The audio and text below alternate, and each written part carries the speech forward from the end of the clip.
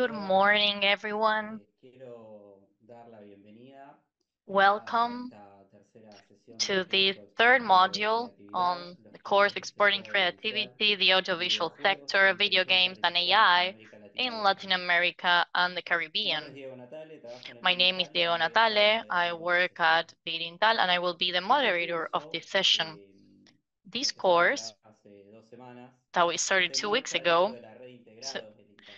takes La place red in the integrados framework of está conformada por Integrados 2.000 Network. jóvenes de entre 18 It y is made up 35 of años de toda América Latina y 2,000 el young Caribe, people interesados from en temas Latin de America and comercio the Caribbean internacional. who are interested in En el día de trade. hoy vamos a estar conversando sobre Today, las we will industrias be de talking videojuegos y de about the esports video en nuestra game región. and esports Les industries in recuerdo our que region. este curso Let me constará de remind 4 you that sesiones en this total course y se entregará una has credencial 4 digital de sessions, and link there para will be a registrar que digital cumplan con el credential 75% de for su those who asistencia. have attended Recuerden 75% of these también que sessions. siempre Also, contamos con remember interpretación that simultánea en we español o en have inglés simultaneous que pueden interpreting. activar You tocando el can icono del mundo de activate the interpretación en la parte interpretation baja de la on the pantalla. globe icon at the bottom of Y les your Zoom cuento screen también que in al Spanish final or de esta English. tercera And at the capacitación end les of the vamos a 4 estar haciendo sessions, llegar los videos we y el will material send de cada you uno de los the talleres. material, the videos, and everything you need. La dinámica del encuentro de hoy va a ser la siguiente.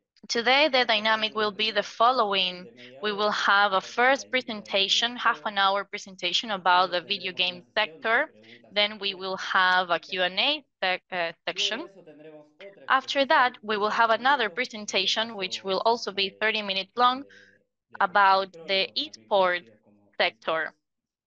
Y para el final, otro And segmento de lastly, preguntas we y will have respuestas another con el Q&A speaker de ese tema. session with the speaker Les of that pido, ya block. vi que varios lo estuvieran haciendo, pero I have tampoco sigan seen that presentándose many en el of chat. you have Y a said medida que vaya hello in avanzando the la chat, so sesión, please pueden ir continue to dejando do sus so. preguntas y You can consultas also write your para que yo questions luego in se the las pueda chat, transmitir and a los then dos I invitados will del share grupo que some of nos these están questions acompañando el with día de hoy. our speakers today. Sin más preámbulos, se los voy a presentar. Without further ado, let me En primer introduce lugar, vamos a them. escuchar a Laia, First, we will Laia have es Laia. cofundadora de la empresa She's Pincer Games co-founder y of coordinadora Pincer de la Games, Federación coordinator of the Latinoamericana de Latin Videojuegos. American Video Games Es Federation. también docente de negocios en She videojuegos is en la also Facultad a Nacional de professor of Bellas video Artes game de business Uruguay at the National y fue Faculty of Fine Arts presidenta in de la Uruguay, Cámara de and she Videojuegos de was este president of the hemisferio. Uruguayan En Chamber su día of fue Video Game Developers codirectora de and Negocios en Tech co-directors of Girls in allá Tech por Uruguay. Uruguay. Luego vamos Then a escuchar para el we segmento de will have eSports our second speaker, a Yaqui speaker Núñez-del Yaqui Mejía. Núñez del Risco Mejía. Tendremos la oportunidad entonces de escuchar hoy a Yaqui, que es So presidente y he fundador is de president and Laia founder of Consultoría Laia Económica. Es Strategic asesor de fondos de Consulting. inversión He's de an medios advisor y to portales en regional investment línea, funds focused entretenimiento y on deportes media, electrónicos. entertainment, and esports. Preside He actualmente la chairs the Federación de Esports del Caribbean Caribe Esports y Federation la Federación Alliance Dominicana and the de Dominican Deportes Electrónicos. Republic Esports Es Federation. también secretario general He de is la the Federación Secretary General of Panamericana the para Pan la American Enseñanza de los Esports Idiomas. Federation. Cedo entonces la palabra en primer So lugar now a I will Laia give the para comentar floor acerca de first la to actualidad, Laia, las oportunidades y who desafíos que will talk existen en la about some industria of de the opportunities videojuegos and en challenges nuestra in región. the industry Laia, in the bienvenida region. y muchas So, gracias por estar. Laia, the floor is yours, and thank you for Hola, buen being with us. día y muchas gracias por la Hello, invitación. La verdad, un and thank you placer for estar inviting acá me. y It's hablar a de true esto que me pleasure to apasiona be tanto, que es la here industria to talk de about desarrollo de something that I'm videojuegos. really passionate about, which is the game development industry. Me avisan cuando quieran que comparta Let me pantalla para know ir when you iniciando want con me la to share presentación. screen. Ya podés hacerlo. Yes, you can share your screen now. Bueno, creo que se está viendo bien por Okay, ahí. so I think you can see my screen now. Cuando hablamos de exportación e industria de When we talk videojuegos, about hablamos de algo exporting que in es the video natural game hacia los industry, videojuegos. it's something Los natural when videojuegos it son comes to una video games. Video industria games are naturalmente an industry that exportadora is y naturally ahora vamos a ver un exporting. poquito por qué. Now we will see why. Y bueno, y de una manera muy sencilla, And to put it in digamos, very simple terms, esta presentación está this pensada para que la podamos presentation entender aims todos, más at allá de que estemos making it easy involucrados for en everyone el to mundo de la industria de understand videojuegos como no, porque sabemos que cada whether industria tiene you are part of this industry or su not. vocabulario Of particular, course, su each jerga. industry has Y bueno, its own vamos a entrar a terms, ver un poquito but we will try to make it simple qué es lo for que everyone. ocurre dentro And the idea is to see de what la industria de happens videojuegos cuando hablamos de in the video game exportar y qué es lo que industry when implica. we talk Vamos about a ver exporting un panorama un services poquito and products, general y and we después cualquier will duda que see tengan, a broad hay un scope. montón de But then, of course, if you have questions, well, many of those we will try to answer, but we won't have time for everything.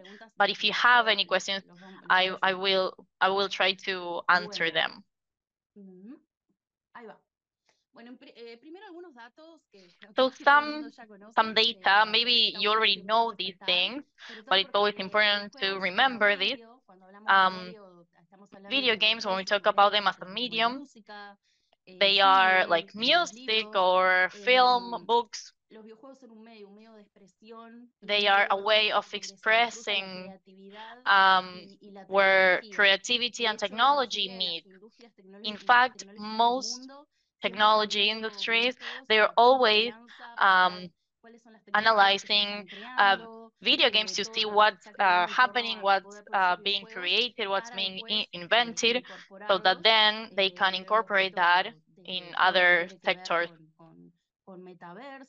We have seen that in the metaverse, for instance, or for example, in film, they started using different technologies that were used before in video games. So when we talk about the size, this is important, something that I'd like to highlight. The video game industry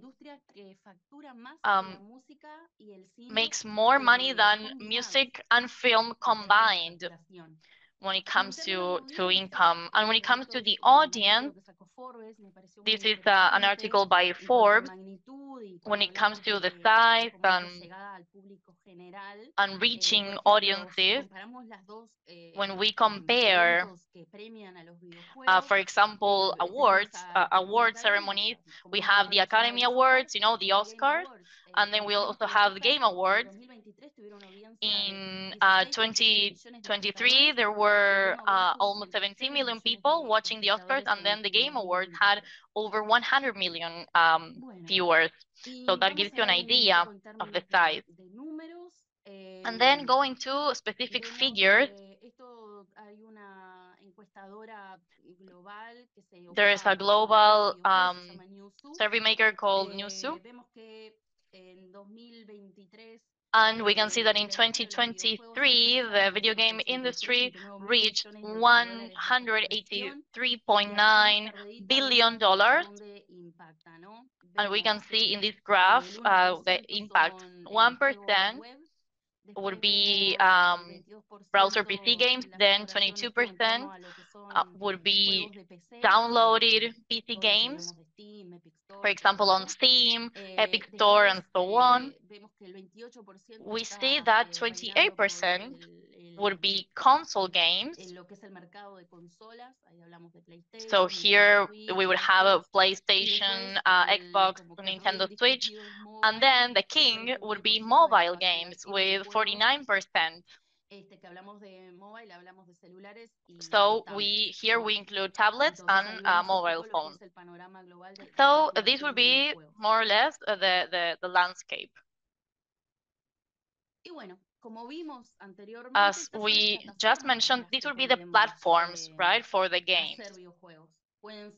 So they might be combined or unique. So to make a video game, you don't need many great things. Today, this is very democratic. The tools are available for basically everyone. So if you have a computer,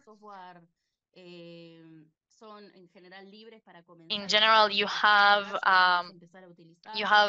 a software that you can download. Maybe some of them charge you after you have made, you know, a certain amount of money. We have Godot, which would be an open source software. We have Real Engine. We have also Unity. And then there are some people who prefer to create their own tools to work from scratch. And in this sense, we have one developer or a small team. We are 3, for instance, and our computers are not spaceships or anything, and we can create a game. These same development tools allow us to export the game to different platforms. We can export the game for PC. You can run it on PC, or you can also run it on mobile. So this technology can be used in different platforms. It's very easy to adapt it to the different platforms. Of course, once you have created a game, we need to think about the platform because it's not the same thing to make a game for PC because you can test it with your keyboard and your mouse. In the case of mobile, you need to think about another UX, different experience, right? It's more touchable, so you need to think about that. The same happens with the console. You need to think about the joystick, for instance. So you need to think about the mechanics of the game in that sense. But it's pretty straightforward. You have a computer, you have software, and you can develop the game. But how you develop the game and each of the specific characteristics of the platforms, well, that's where we need to consider certain things. Most developers have learned this, along the way, hitting walls and so on, but experience is everything in that sense. The first thing that we will see, game developers can choose to develop their own game with their own IP, or it could be a third-party service. Here I have an example. This is from some Uruguayan colleagues. They do two things. They have their own development, but then they also develop for third parties. When we talk about IP, we are talking about a new original story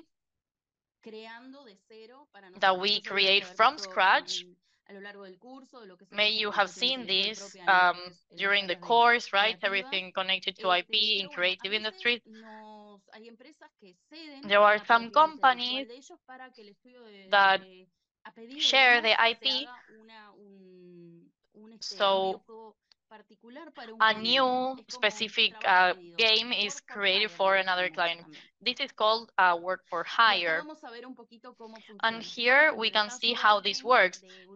In the case of AF Games in Uruguay, Cartoon Network asked AF Game Studio to take the IP of Teen Titans and then to create a specific video game for this.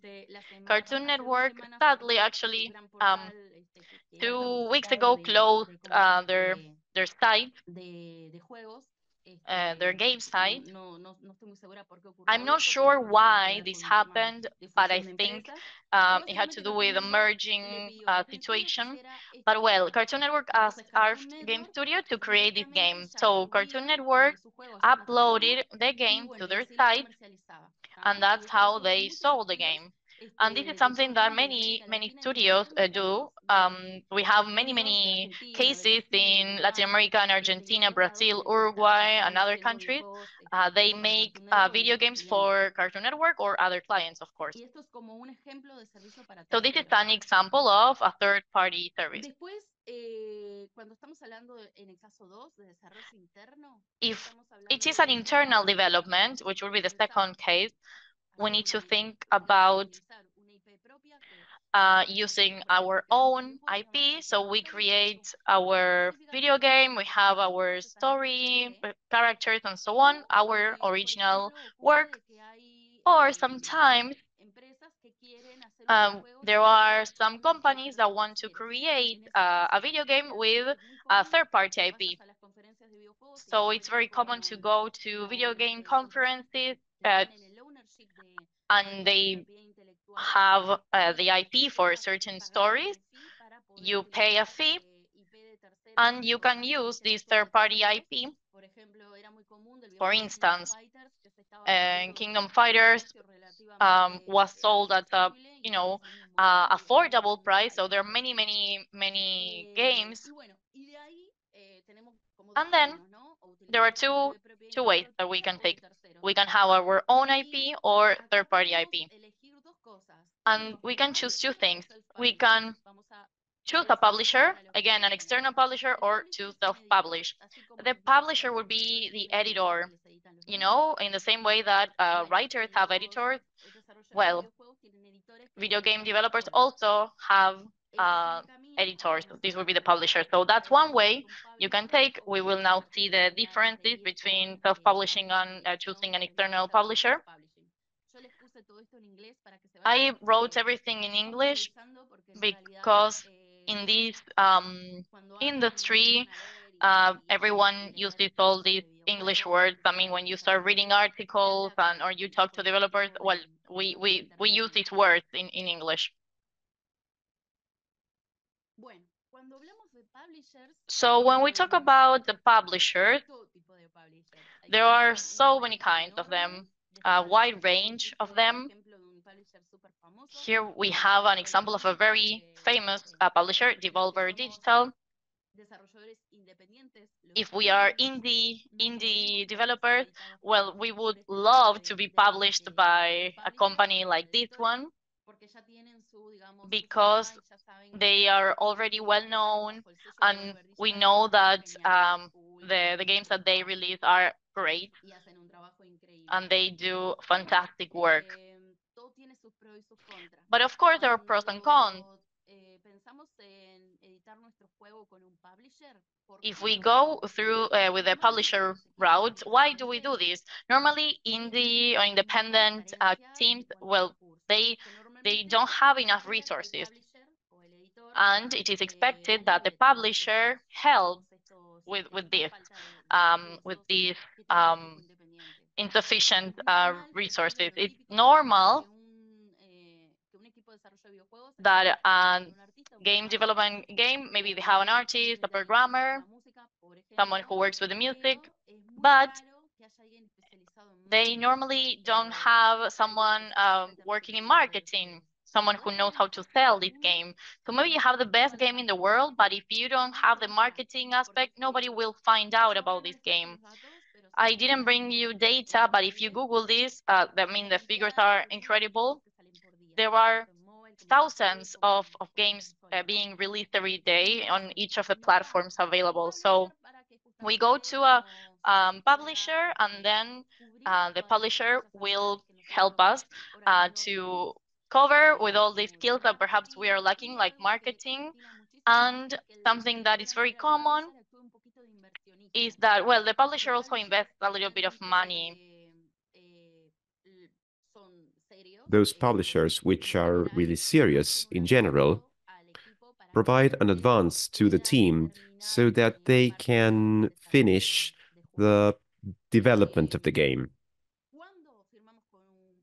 When do we sign an agreement with the publisher will depend on the publisher. Some publishers will sign at the very early stage of game development, but in general, usually, publishers, unless they have a very important prestige because they have sold very well-known games, in general, publishers will tend to sign an agreement at the moment when the game is already quite complete and when it's possible to see its graphs, its mechanics, and when the game is already well built. So, normally, the publisher will provide an advance for a certain amount of money so that the developer will be able to complete the development cycle. Also, in combination with the publisher, because they have lots of data and lots of experience. And very often the publisher will say, okay, this is good, but we need to add a multiplayer feature because if the video game does not have a multiplayer feature, which means that several players can go online and play it, this video game will not be competitive in the market. So the developer designs the multiplayer feature, and this is a kind of thing that typically happens. Obviously, when the developer publishes in the stores, we will see what the stores are like. Of course, there is an agreement in the middle. The video game is released, and when the sales start, there are different models that can be used with the publisher. First, there is a revenue share model. This is a percentage of the earnings which depends on the amount of money that was invested or advanced by the publisher. Usually, the agreement is a 60-40 in favor of the developer or 30-70%. It depends a lot on each publisher and their intentions. In general, if they have invested a great deal of money, the revenue share will be greater. But there are many different kinds of agreements as publishers. Then, the recoup. This means earnings recovery. When the game is released to the market,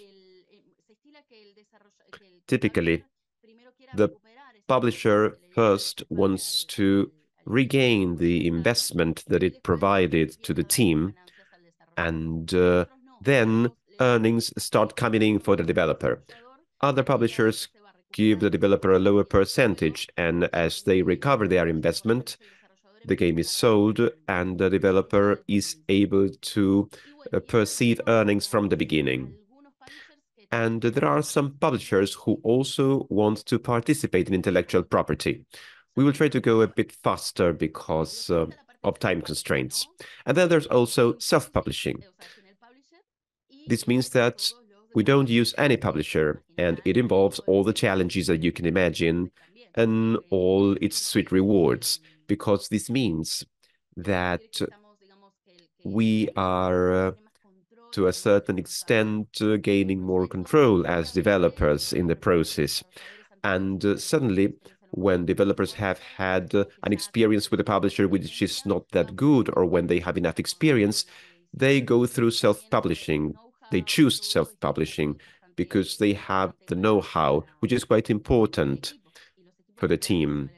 And big teams usually choose the self-publishing way. Then, each distribution store has its own challenges. It's not the same to publish for consoles, for PCs, or for mobile devices. At the bottom, I included the VR Meta Store and the web store, the Poke Store. We will see a few examples.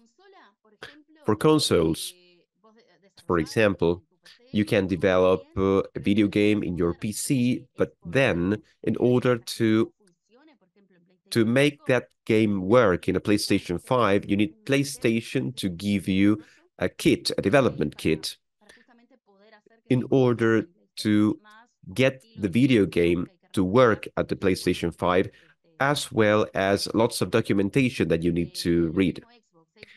The same happens with Xbox. Xbox also has its own dev kit, and the same for Nintendo. So this is a challenge, especially in Latin America. Sometimes in this region, our customs offices are quite demanding, so it's very difficult for them to send a dev kit and to make the customs office understand that there is not a console, that you plan to use that to develop a video game. In Uruguay, we need to reactivate that. We need to see whether we can import dev kits in a more streamlined way for developers. And then, in terms of consoles, once Nintendo or Xbox or PlayStation accepts the game, if the documentation is okay, and if everything is working well, you can publish it directly, or something that is very common is that you can go into their user packages. It's a kind of agreement that you can make with them. Publishers do that a lot. For example, you can be included into Game Pass. So if you are within the Xbox catalog, this means that you will receive a great deal of money in advance. And that's good for developers. Then for PCs, basically, this is the easiest way of working. You have to pay a fee for a small license. For example, per video game, you have to pay $100 to upload your game, and you can recover them later. They do this so that you won't upload a lot of badly produced games to their store if your material is not such good quality. And Steam and Epic Store play with sales and collections. This means that developers start to gain more visibility and more chances, and very often they will be included in a bundle of a publisher, and this means that they can earn some money in advance. But most of all, they are visible in these collections, which is where people go, those people who buy millions of video games. Then, for mobile platforms, this is where I have the most experience publishing. The two prevailing stores are Google Play and Apple Store. This is a whole different world. It has changed a lot. In the past, in 2014, you could upload the game and it would gain some organic exposure, but this is no longer like that. The most recent data say that gaming apps spent 29 billion on user acquisition in 2023, which is 40% in the United States. There are a few games which are spending millions of dollars per day in user acquisition, that is, they pay. Stores not only keep a part of the sales, but in addition, they also sell your exposure within the stores, and it is increasingly difficult to obtain this organic exposure, and it is important to know the right keywords to position yourself. The mobile market is quite complex, especially for small teams, and right now, big players are investing millions of dollars, and this makes things more hostile for small developers. I would like to recommend this book. Two of the authors are good friends of mine. Video Games Are No Game. The Unknown Successes of Latin America and the Caribbean. It contains very interesting data, although it's a bit old. And in terms of the market in Latin America, I imagine it has not changed much since the book was released, but to give you an idea of the audience, Brazil is the undisputed leader with 16.3 million players. Probably now there are more. Next comes Mexico and then Argentina. It's very funny because we often think of the United States and Asia, and I remember that once we went to a conference in South Korea, the Korea Gister, and I went to a talk, and they were talking about Brazil as an important market. So that was very funny because we had gone there because we thought that that Asia was a super important market, and they were considering Brazil as a paramount market and Latin America as a field of opportunity. And to wrap up, I would like to discuss public policies and export opportunities. What matters here is that, in my experience, this provides opportunities that have a direct impact on beginning developers. I have belonged to the video games chamber since 2016. I was part of the board 3 times, and I continue working in committees of volunteers. I have seen the sector grow. For example, this is a case of Uruguay. It's a very interesting case, and it can be replicated for the rest of Latin America. But Uruguay is a very interesting case because it is a very small country with a population of 3 million, and it has caught up with the rest of Latin America in success stories and in the success of its industry. Although everything is small here, we are well positioned as compared to the rest of Latin America. Between 2014 and 2018, in Uruguay, the sector grew by 100%. Many international companies settled in Uruguay. And as I was saying, in spite of the fact that its population is very small, Uruguay is on a par with the rest of Latin America. And the reason for this was that there was great and conscious support from public institutions.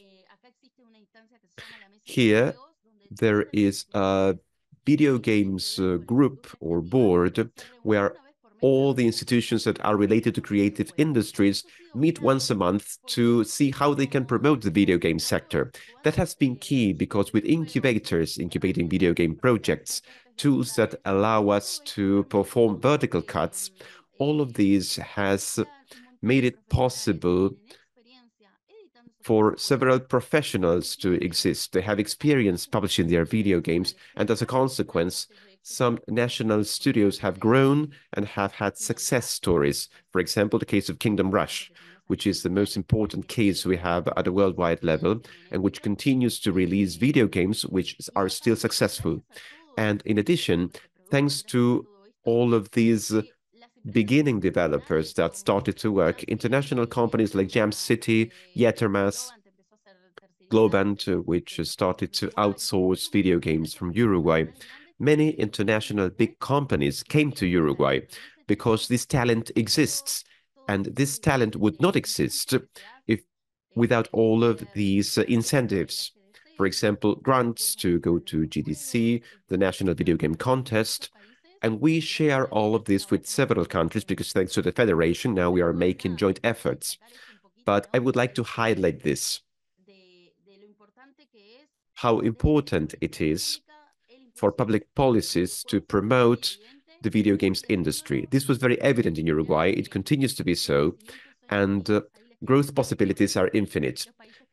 On this slide, I'm showing you the countries which are part of our federation. And so, thank you. That's all from me. That's all I wanted to share. I hope you liked it, and I'd like to give the floor to Diego. Laia, thank you very much. It's been a pleasure to listen to you. You have been very clear and very didactic during this half hour. We've been reading several comments about that, especially for those people who are just starting in this world. Of course, there are several questions which I will ask. First, there is a question from Sebastian, a question that we could say is key, which is, what tips would you be able to provide for those people who want to start in the industry? How can you start drawing the local studio's attention? How can you start? You have to participate in the local jams. That's the advice that everyone will give you. Jams are an activity where during one weekend, one video game is created. You may have zero experience or lots of experience, but it's great. You just join them. You will meet people who are already working in the area because there are people who are fans of jams, and you'll meet people with lots of experience who participate in them. You will make friends, you'll meet colleagues. Your performance during the jam and your way of relating to other people are a kind of introduction so that other companies will hire you. And this is a moment which gives opportunities to hone your skills, to learn, and from a social point of view, it's wonderful. And you should also approach your local association. For example, in Uruguay, there's CABI, the Video Games Chamber. There's also Ludis, which is a recently created group. CABI represents companies, but Ludi is a community group. You can approach all the groups and all the activities carried out by local groups and associations. And you should volunteer. I think, in my experience, this is what has enabled me to meet many people, and it has given me opportunities to learn new skills. If I had to give you 3 pieces of advice, that would be approach your local communities, participate in the jams, and volunteer for the efforts being made, because everything in Latin America is done based on love and passion, and these are people who are doing everything as volunteers. So you should volunteer and give a hand. All of that is always welcome. And I can assure you that one thing will lead to another, and this will open doors for you in the video game industry. Perfect. Then I'd like to ask you several questions bundled into one, because on the one hand, there's the topic of publishers, which has raised interest. Basically, the first question is, what is the process for a creator to propose their work to a publisher? And second, the question is, given the dynamics of the spaces that you've told us about, is the publisher still important in the industry? And what is their influence in the design of the video game characteristics? What was the first question, please? What is the process through which, as a creator, you can approach a publisher? Well, in Uruguay, our system is like this. Normally, you create a demo, or you can present a tool that will allow you to make a vertical cut. For example, we have 2 tools in Uruguay right now to do that. When you have an already polished vertical cut, a vertical cut is something that is playable, that is as polished as possible to communicate what the video game is about. And you can approach a publisher with that.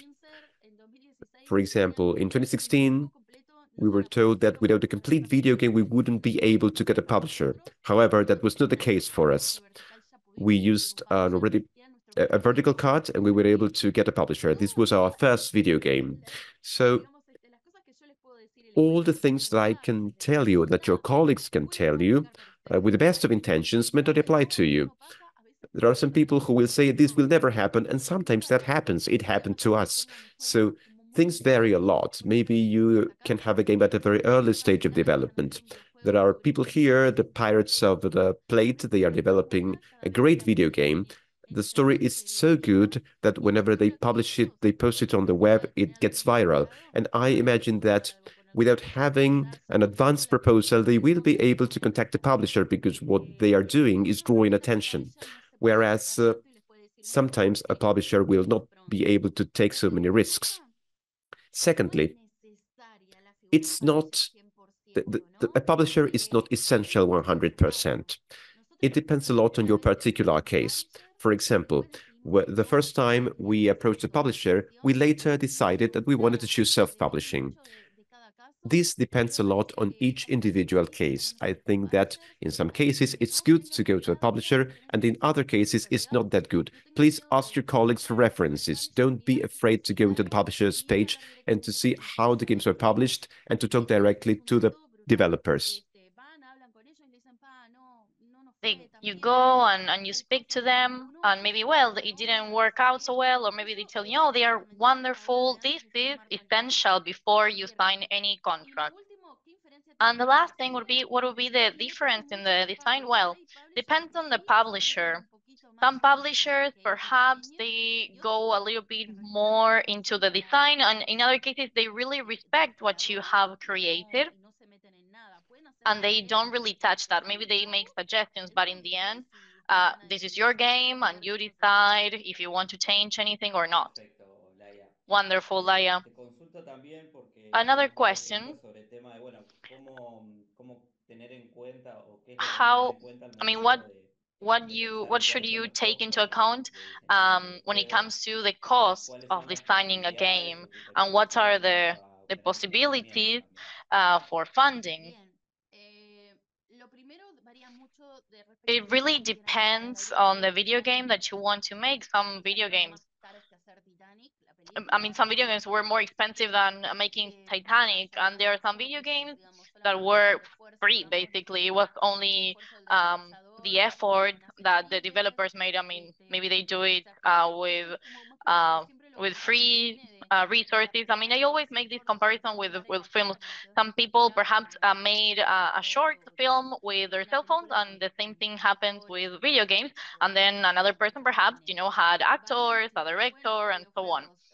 So you can have a zero budget video game or a video game with a lot of budget. But in order to get funds, I know that in Argentina, Uruguay, Brazil, many countries in Latin America have different funding options from the public sector. And that's interesting because you can create this model for your game. You can learn from it. Because, for instance, something that happens in Spain is that the trend would be to get a loan, a loan from the bank with a very, very low interest rate. But if we are talking about indie games, indie developers, I would never tell them to get a loan from the bank. Video games, in video games, it's a very risky industry. It can go great, or maybe it might take you a couple of years until you reach your goals. Of course, you need a lot of patience, but well, at some point you will reach your goal, maybe. People who work in this sector, eventually they do start making money out of their passion. But then there are also indie development funds. We have, for example, a fund from the people who created the game Among Us. They have an indie game fund. Then we also have we have another fund for indies. I mean, there are some options. If you look for indie funds on Google, well, you'll find something. In the case of Google, for those who work with mobile, they have an indie fund. I mean, they can go up to $200,000, so they can help you. They can help you develop your film. So there is money available out there. You need to look for it, but there are opportunities, and it's a very good time to develop games, actually. You just need to pay attention. Thank you, Laia. I will, well, merge two questions. So one thing was public policy on funding, and some questions connected to the success story of Uruguay. What was the best way to fund and attract investment to development teams in Latin America through public policy? Maybe, well, what I have already mentioned, please correct me if this is not what you were asking. But when Kingdom Rush became really famous, it was, top selling on a world level. That's when we realized that there was a very big opportunity to continue exporting from Uruguay. People from Uruguay 21 maybe are here listening. I don't have the exact data, but I know that the exporting sector in Uruguay, I think it's one of the biggest sectors when it comes to service. This is more important than meat exports. So the idea is that we have more success stories. We have Pomelo Game. There are other indie games that are doing new things that are wonderful. And all of this led to these people specializing. They started creating their first video games, and this is what gives you the experience to be hired by a video game studio. That's why we have like Ethermax and our Nimble Giant, and that's why Globant was able to create this program for testers and developers. This was very important, and it still is, because without all these policies, we wouldn't have the talent to actually do this. I don't know if this was your question. Yes, wonderful. And to wrap up, because we are, well, finishing with the time, you mentioned on a more general level, the services, because here we are talking about different creative industries.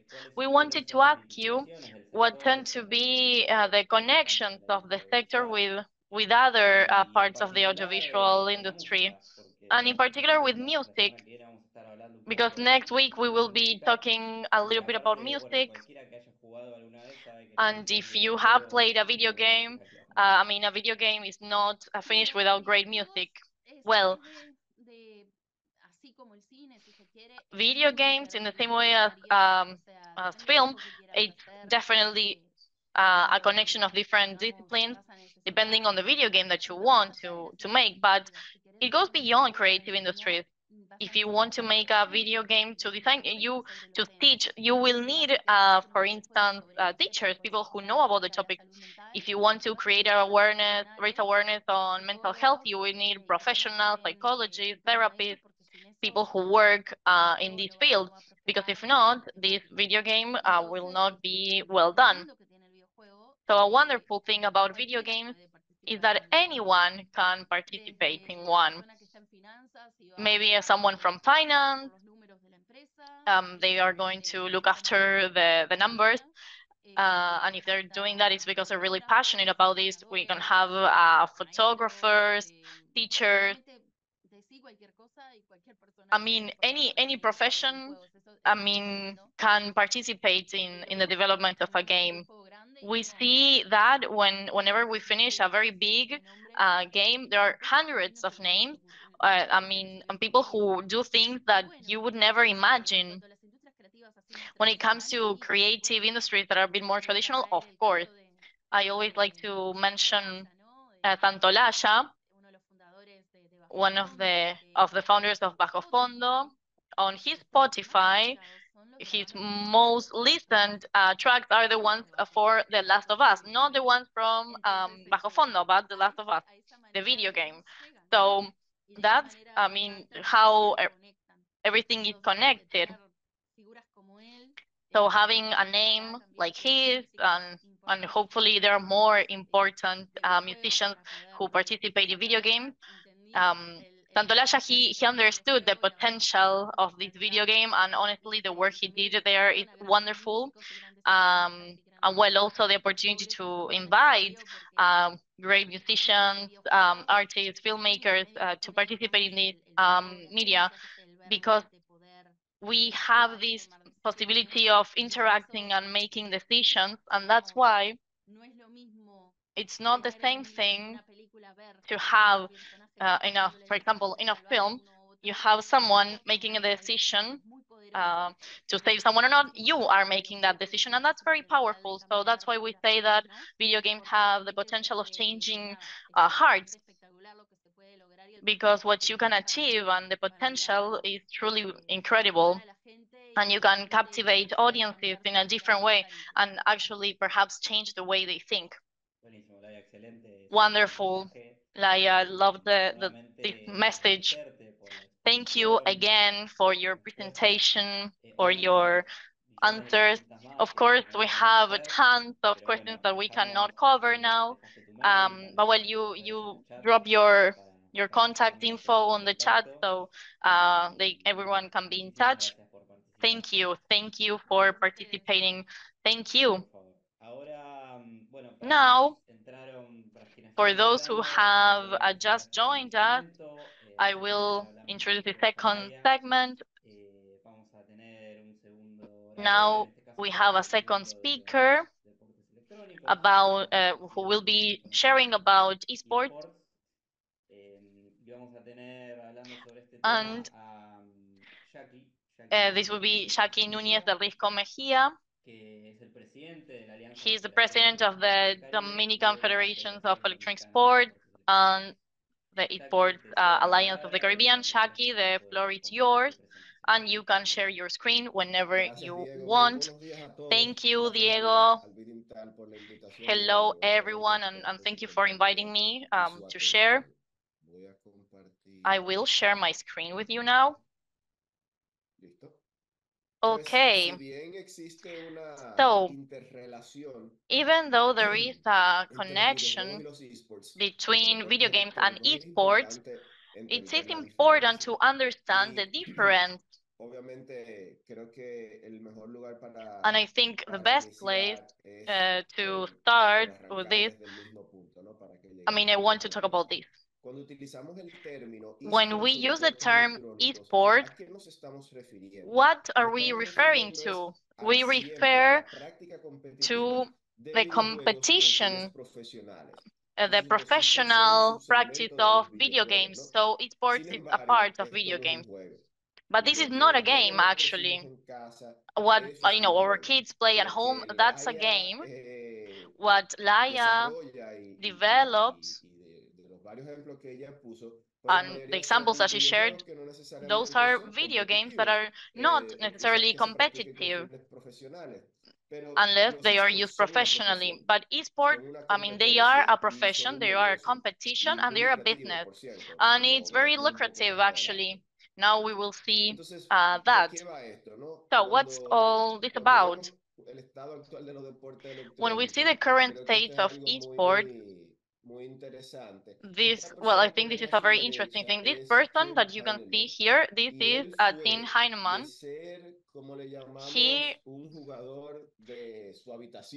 He was I mean, someone who played games at home, and then he became an actual racer, and he won a championship on its first on his rookie season.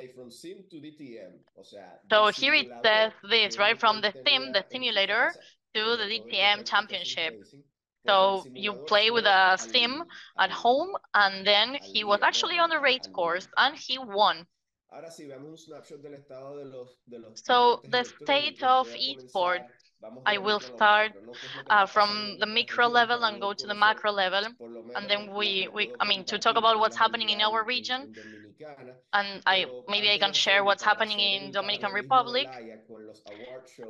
But well, to give you a similar comparison like the one Laia shared with Oscars and the Game Awards, in the case of esports, the parallelism is the same. Is the following, sorry, Super Bowl, and that, you know, peak audiences, I think it was like 115 million viewers, something like that. But the League of Legends finals in 2018 were seen, and not at the peak level, they were watched by 206 million viewers, and this lasted like for 4 hours. And the stadium was a lot smaller. I mean, for you to more or less have an idea, right, of how this works. In Latin America and the Caribbean, there are around 397 million players, and 80% of them are in Mexico, Brazil, Argentina, Colombia, and Venezuela. Our region is definitely the second one with the highest growth in the industry, with an annual 13.5% growth. And esports are the second sector with a higher billing. So these figures stem from a report that Laia shared from the ITV. Video games are not a game. I agree with her that even though these data are from 2018, they are very relevant today, even now in our region, and they're basically right even today. When we talk about financials, we have this study by Visa.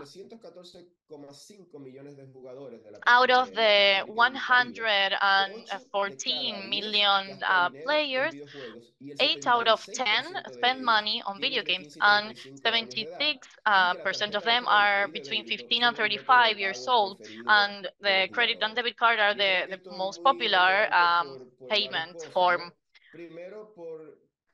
I think, well, something that happens is that penetration, also monetization. Some people were asking about this. I was reading the chat. When it comes to monetization, monetization won't only happen when the publisher engages with the business and with the platforms that you can use, for example, Apple Store and Google Play Store, but also in the context of how much people spend, and who they are on the in-game purchases and the other purchases that you can make on the game. In the case of esports, well, you have skins and well, it's even bigger. Another fact that also comes from this report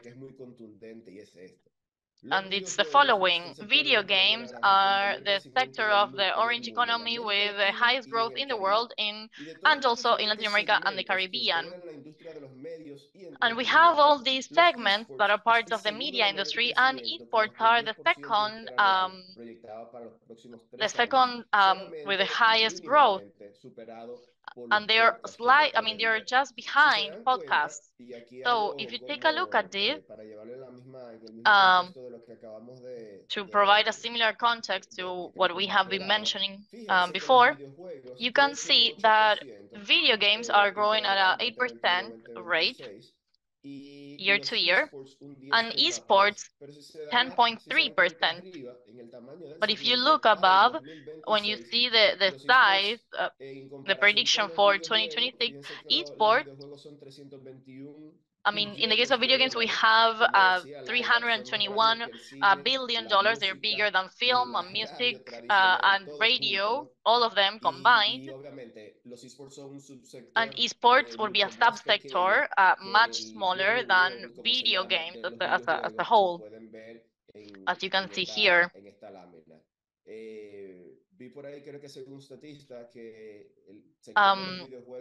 I saw somewhere that the video game sector is still growing at the expected pace, but it's unstoppable. What's happening is completely unstoppable, not only in video games, but also esports. So now let's talk about esports in my country, the Dominican Republic, because we wanted to get an X-ray of the situation, the current situation, and to find what were some development opportunities. At the end of 2020, we did a survey from men and women between 13 and 50 years old. So we try to cover everyone, all ages and all backgrounds. And of course, we wanted to make this as representative as possible. This is interesting because although the study was made in the Dominican Republic, it can be eye-opening and it can be quite impressive for a small country like ours, because our population is a little less than 11 million, and a small country like this one, with its conditions, can show this kind of numbers. When we want to know who are those people who are playing video games,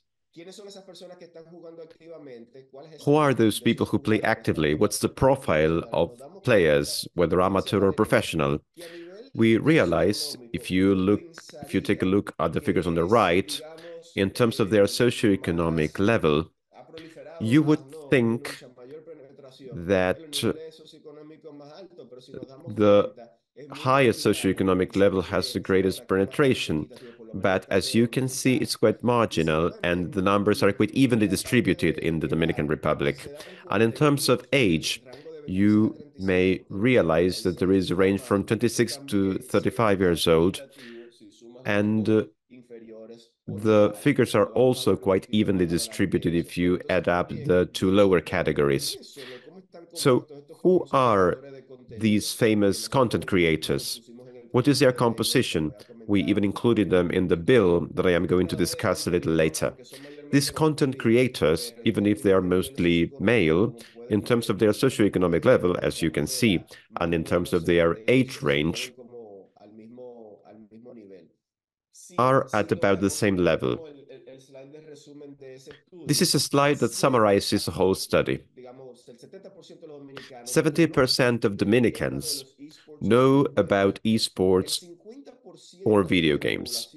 50% of our population, a little more than 5 million people, plays or follows or pays attention to esports and video games. 25% are players and viewers, 10% are amateur, and 2% are professionals. That is, 15% are only viewers, just as I can watch a baseball game. The important thing about that figure below is that 60% of those viewers are women between 18 and over 36 years old. That drew our attention, and we realized then that 64% of our audience are of legal age, and most of the audience who follow esports are part of a very inclusive audience. Esports reach all members of all age groups. So I'm going to tell you about what we see. I'm going to share that in a few minutes.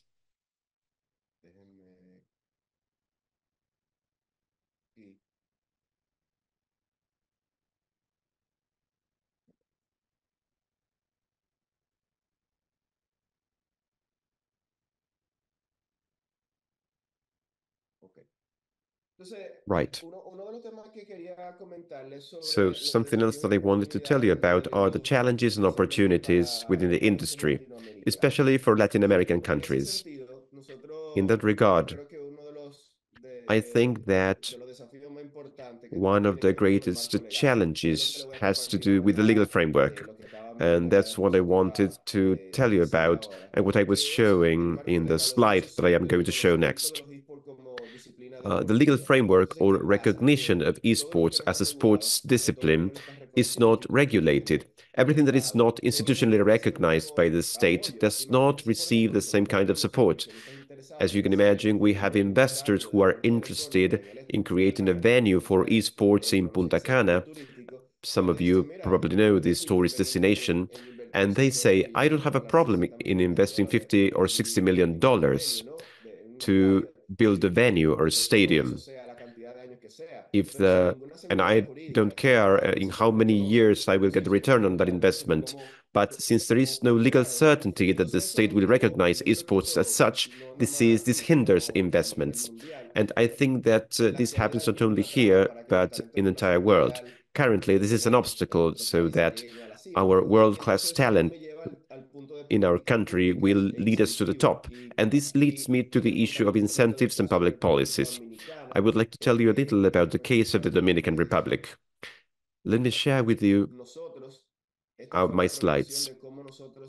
This was our progression. This is the way we did this. In 2020, we signed a memorandum of understanding with the Ukrainian Federation of Esports because in Ukraine, they achieved to have esports declared as sports by the ministry. And we took that as an input because some of these things apply to the Dominican Republic. So based on that, we drafted a bill with the legislative team of several lawmakers led by Orlando Jorge. And with them, we submitted to the Chamber of Deputies the bill that you can see on the right. Then this bill was submitted to a special committee. We visited the special committee, as you can see, and we received a favorable report. I think that what matters the most here is that after all of this happened, what I am showing you now is a highlight of the bill of Dominican esports and its amendment, because this is a very old law. This law was passed on January 31st last year, and esports are already present in that organic sports bill. And the Ministry of Sports is instructed to foster and organize esports and to promote the practice of electronic sports. I think that's quite important. Each country, depending on their possibilities, can promote those public policies which make it possible to develop a long-term view in a more sustainable manner. I also wanted to show you something else, and that is our public policy regarding the export of modern services. I was telling Diego and the IDB team that in the Dominican Republic right now, we are going through a special moment. I'm going to share the link in the chat box so that you can access it at your leisure.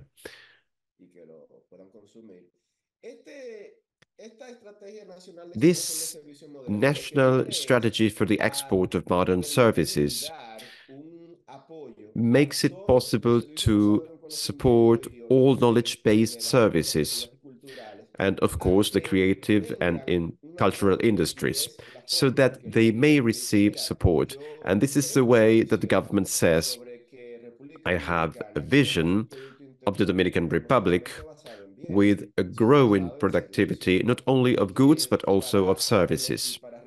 And in order to do that, and in order to collect that foreign currency, the Dominican Republic should not have to lose its talent to other countries, to the United States or to Europe, so that those other regions will remove this talent from the market, from the Dominican Republic. Nobody leaves their country because they want to, and all those who do always harbor the dream of returning to their country. So as a consequence, these talented Dominicans who are creating IP and developing video games, which is one of the industries with the highest exports in the Dominican Republic after films, it is very important for us to have this public policy by the state. We have been supporting the Ministry of Industry and Trade so that people with talent can generate income and monetize that talent in the orange economy in the Dominican Republic without having to leave their country.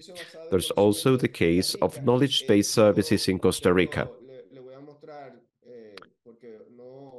I am going to show you because, regrettably, I was not able to obtain the permit to share the presentation.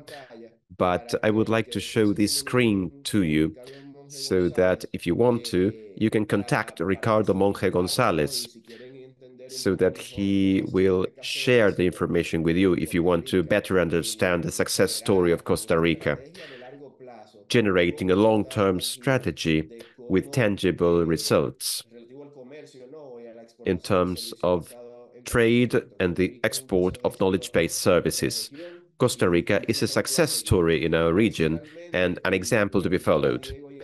In addition, I was telling Diego and the team that thanks to the World Intellectual Property Organization and the Ministry of Industry and Trade, an event was held where, regrettably, I was not able to get the presentation to share it with you. But in this event, an expert, a Brazilian expert, shared a compendium of all the public policies targeted at the export of modern services.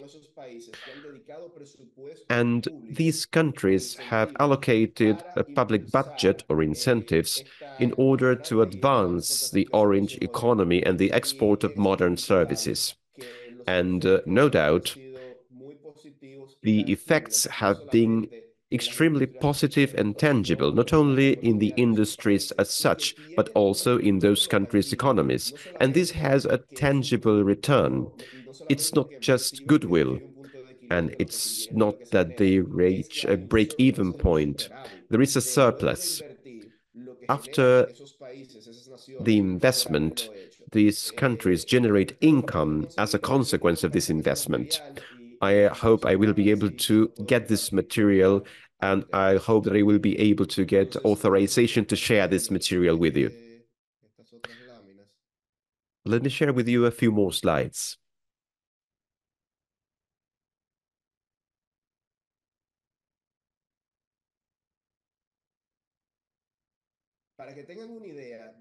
To give you an idea of the ecosystem of esports, the ecosystem of esports is overwhelming, and this is specifically for competitive businesses. This does not include the group of video games, which are not necessarily competitive, which is much greater.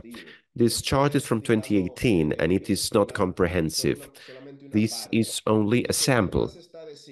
So there are many industries, many variants for those people who wish to monetize their knowledge and creativity. They will probably be able to do so. And in terms of the trade in knowledge-based goods and services, this is the chart of this trade worldwide. It is increasing, especially for digital services. The growth of goods continues, but there is a growth for those digitally provided services. There are people who are dedicated to this, who are following us right now. Something else that I wanted to share with you are the business models that Diego and the team asked me to tell you about. For athletes, business models in esports consist mainly of wages, sponsorships, benefits for their teams, contracts with brand ambassadors, and for developers, I think that developers monetize their IP at the origin, at the beginning, with announcements and strategic partnerships that they have signed, and are the things that Laia talked about. In the context of cases and possibilities of regional integration in the sector, Laia talked about video games. She told you about, let me tell you about esports. In that context, there is sound regional integration, at least on the side of esports. I am the Secretary General of the Esports Federation, but for video game development, I think that we have not done the best job to integrate with them, to capitalize on the collective power of individuals as a region.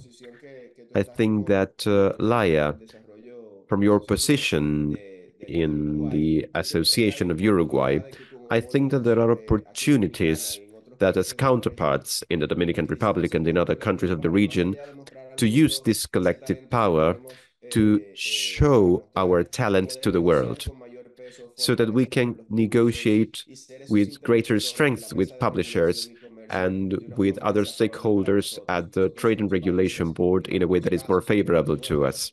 In some cases, like ours and like the case of your country, we are small countries.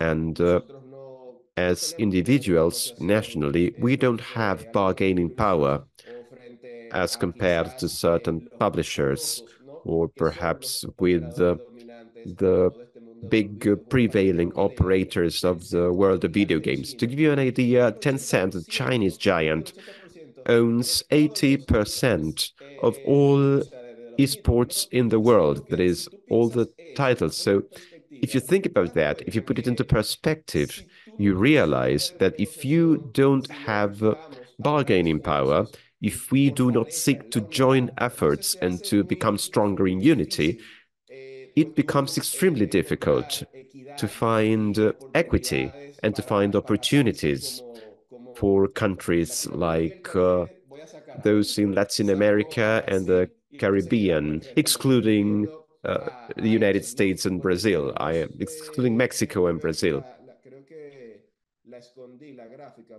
I think I hid the chart because I thought it was redundant.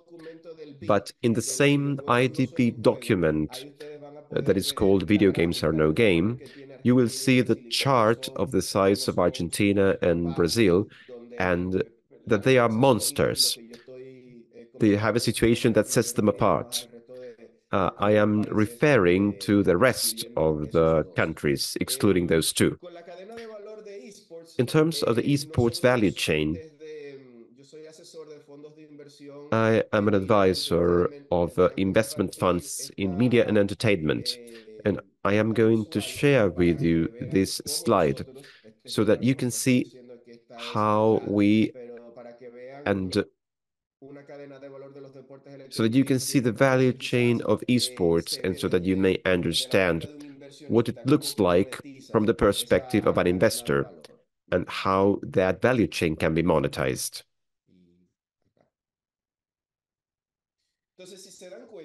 So you can see that this value chain is made up of the part on the left, which is the part where you develop the IP.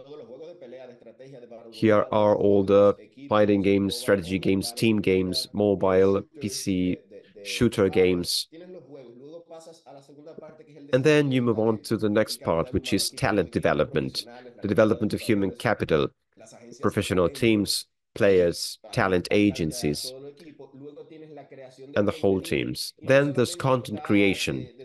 That includes several events in general. Then there's the distribution of the content, how that content is delivered, or the channels, streaming, traditional TV, social media, that is, the platforms.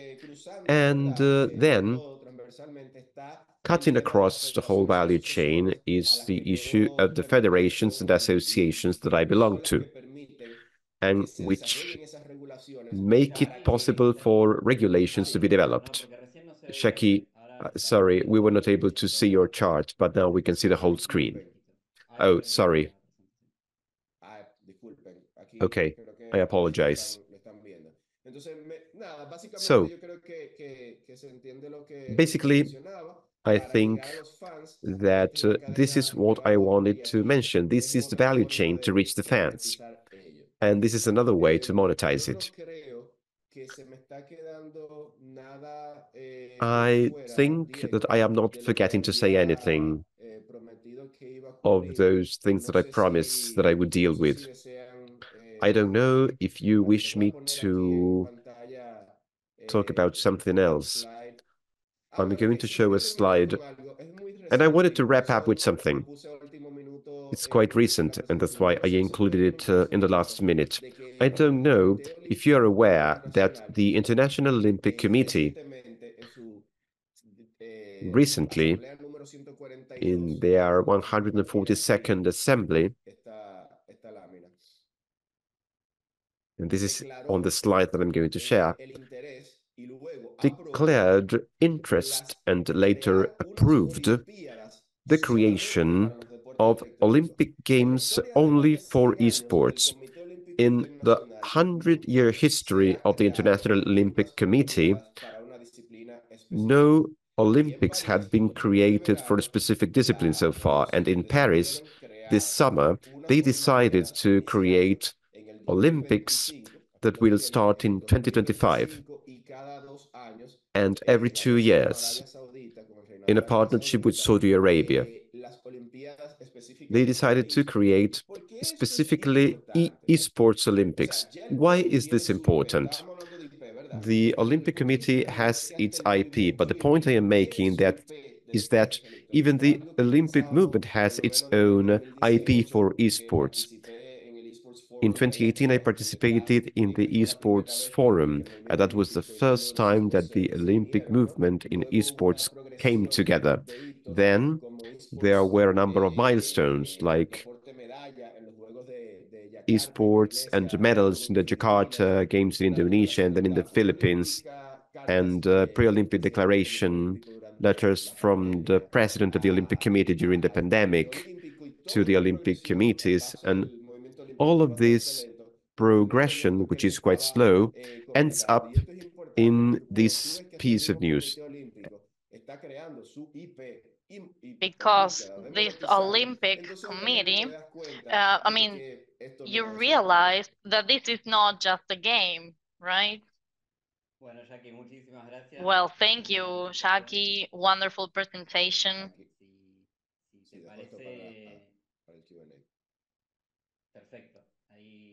You have his contact details over there.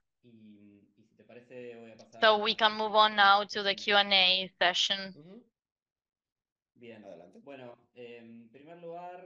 First, Juan Pablo asked the icebreaker question: how can you start with a project, an esports project, and what's your personal experience? Well, because I'm the president of the federation and it's a non-for-profit organization, it's a regulating entity, I don't have my own esports business, but from strategic consultancy with my company, we provide consulting services to suppliers. And with these consulting services, we help them make decisions related to investments in esports. And that's how That's how I ended up working with, well, Latin America in particular, the northern part of Latin America. So maybe this is what I do as as entrepreneur in esports. So to answer this question of what you need, the first thing would be to train and be ready. I mean, besides any sort of talent that you might have as a player or in front of the camera, you need to be prepared. So the year before last one, I think, well, it was 2021, we launched with Pearson VTech a certification on esports. So you can be a professional on esports here and anywhere in the world, because this certification has global acknowledgement. It's recognized globally. So, and you will be ready to face any sort of business project within the esports industry. So I think that would be the first step. I'm not sure there are other certificates like this one in Latin America, but I would say that would be my first piece of advice. Bien, perfecto. Tenemos después Then otras preguntas sobre we have other un questions poco la actualidad regional. about the current situation in the region. En primer lugar, nos preguntaban cuáles son. There was a question because you mentioned the legal aspect, but besides the legal aspect, what would be the main challenges that this industry faces in order to become stronger and bigger in Latin America and the Caribbean? And also, they asked if there were any games made in Latin America and the Caribbean that are also used for esports. The first question, well, the answer would be that the main challenges are connected to accessibility, so that players can perhaps have the same opportunities to develop. In Dominican Republic, there are some very impoverished areas, so perhaps internet connection is not great. So there are some things that are connected to that infrastructure. And then, of course, we also mentioned legislation. And when it comes to titles in different countries of in Latin America, we have skills in games, professionally speaking, of course, right? Competitively speaking, we have skills that are different to those of North Americans or European players. Maybe we are a bit more like Asian players. So we are better at some games. We're better at fighting games. The 2 times world champion of, of fighting games, it would be Dominican. We are very good in Latin America in fighting games. There are some incredible players in fighting games. But then in other disciplines, other types of games, there are bigger countries, more developed countries that perhaps have more skills. So yeah.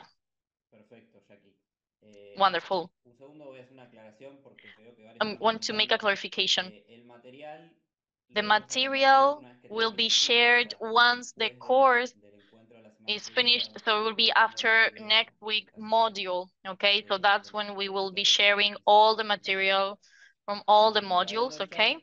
And speaking of the chat, you mentioned something that I would like you to perhaps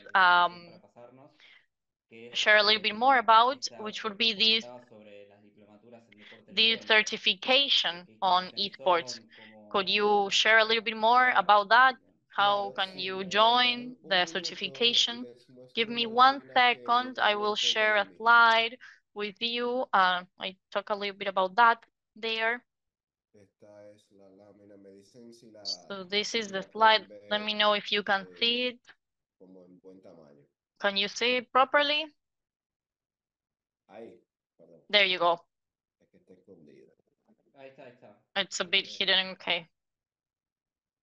¿Cuál es la institución educativa? So what's the Ajá, se llama Instituto de Educación Superior Luis So Heredia it's a higher Bonetti, education quien ofrece institute, acá, ¿no? Heredia Pero Bonetti ¿qué pasa? here Si ven in el Dominican arte del Republic. But if centro, you can Pearson see, BTEC es una that organización it's Pearson mundial BTEC, which educativa, is a ¿no? Que world avala education programas educativos de institution, distintas and industrias. and Y they entonces este lo recognize crearon different ellos junto a la certifications, British and they Esports created Association. Y este diplomado this se llama with Pearson BTEC in Pearson International BTEC Level 3 International in 3 in Esports. Y esports. entonces si se dan So this is the cuenta a name la of the derecha, certification.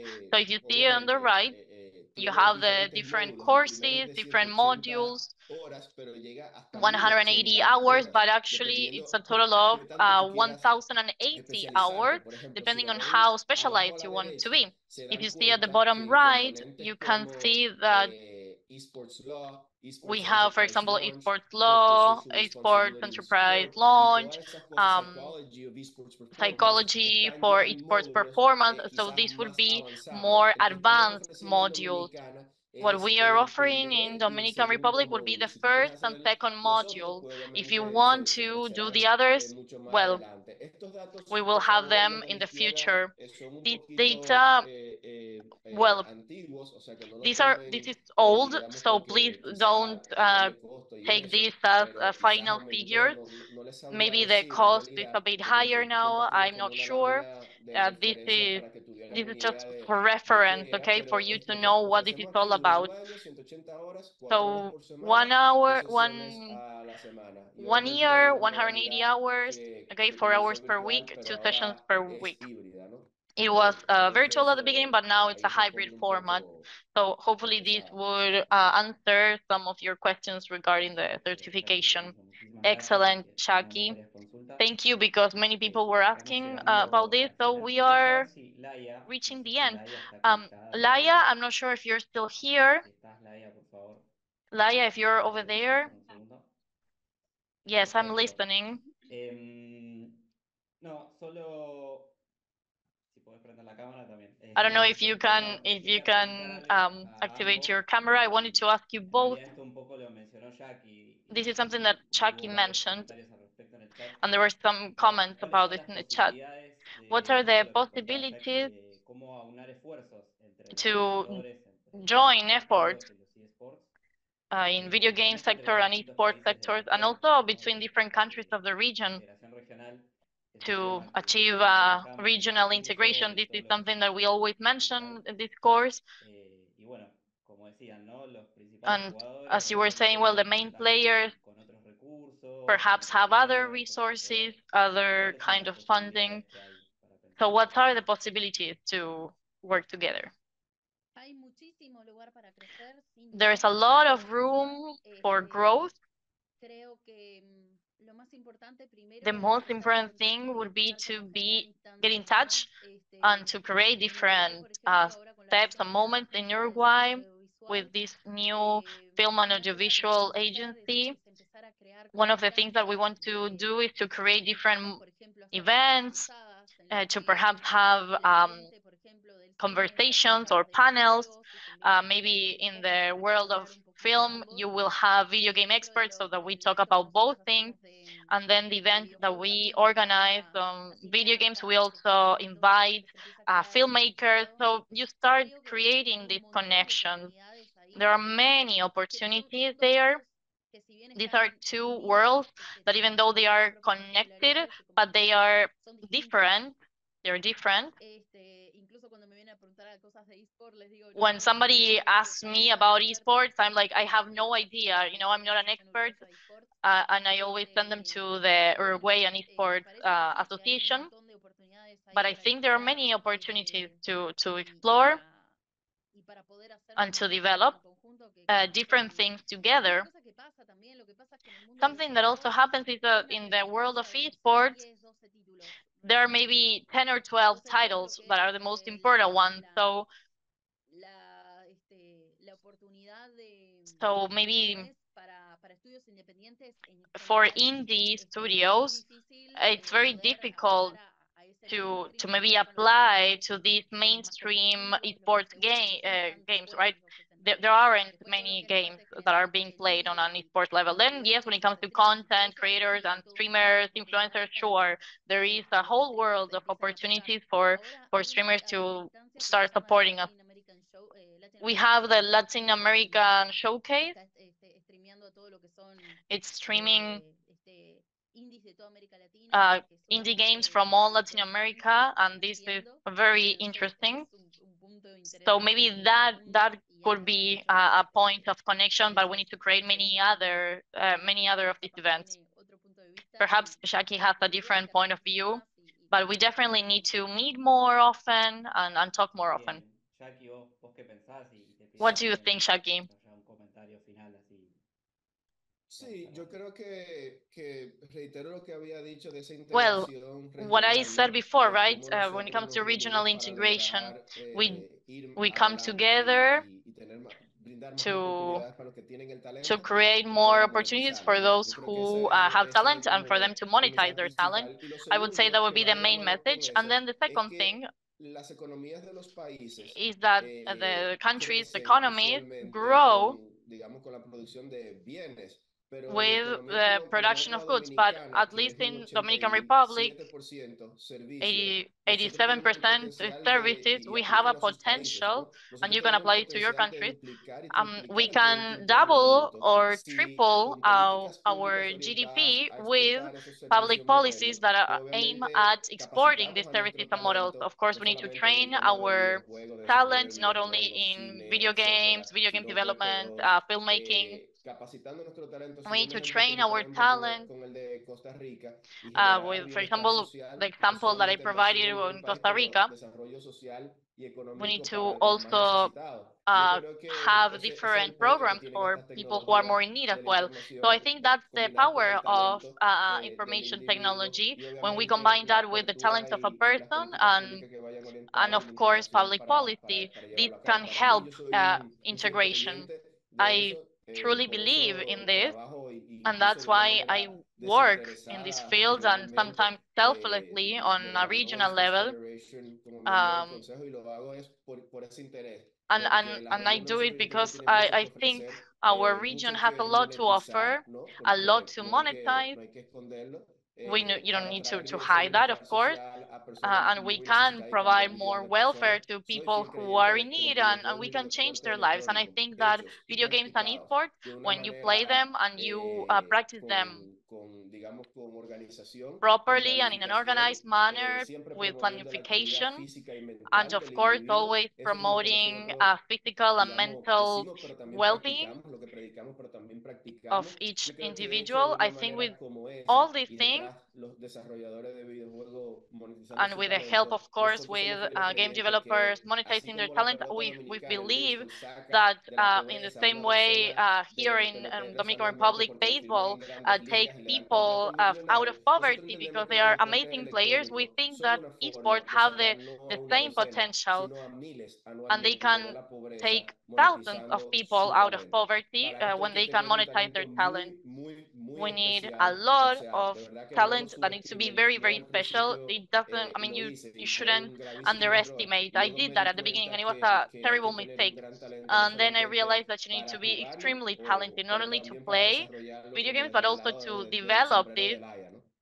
I mean, from, of course, Laia's perspective. Perfecto. Bueno, Wonderful. muchísimas So, gracias a ambos. Tuvimos thank dos you, both of exposiciones you.